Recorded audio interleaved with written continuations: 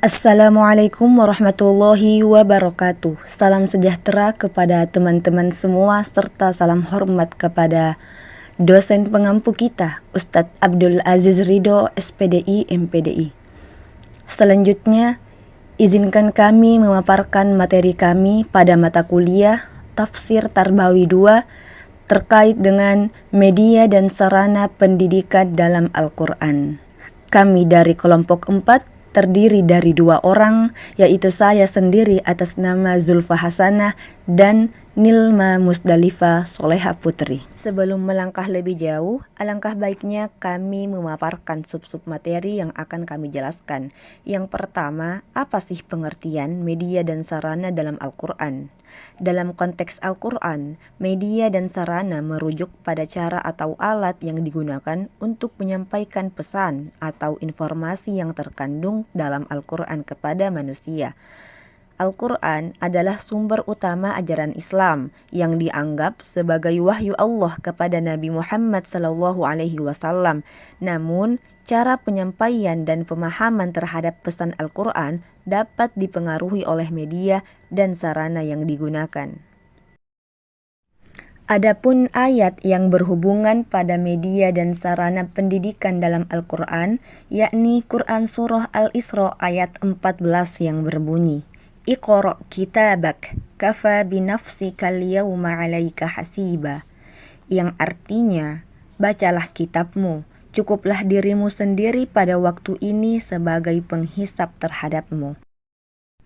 Selanjutnya saya akan menjelaskan penafsiran pada Quran Surah Al-Isra ayat 14, bahwa pada saat itu akan ditanyakan kepada mereka, bacalah kitabmu yang terbuka di hadapanmu, dan cukuplah dirimu sendiri pada hari ini sebagai penghitung atas dirimu yang menghitung dan menilai perbuatanmu di dunia. Kamu tidak dapat mengingkari perbuatanmu, karena semuanya telah ditampakkan dengan nyata di dalam kitabmu.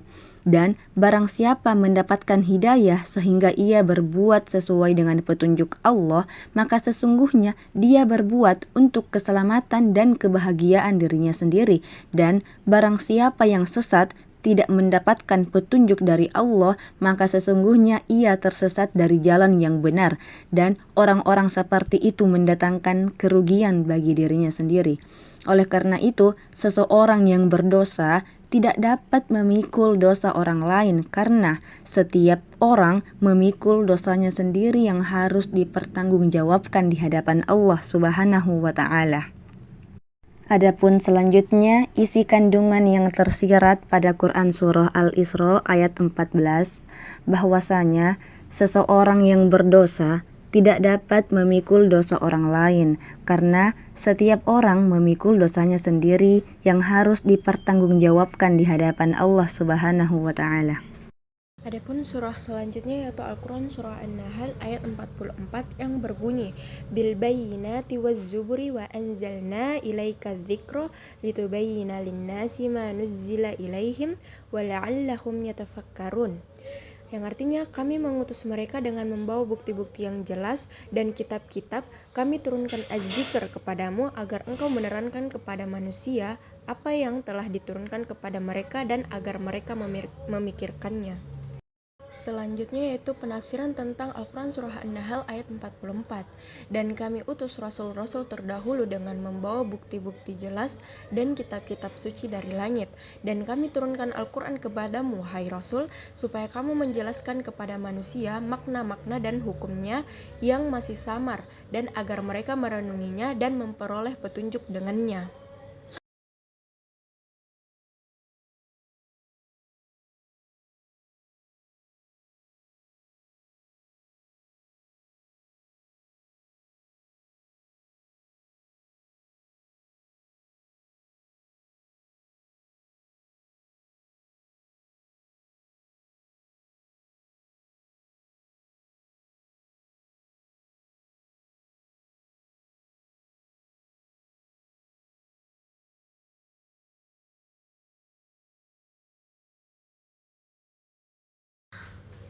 Selanjutnya isi kandungan Al-Quran Surah An-Nahl ayat 44 ada juga yaitu dalil yang jelas.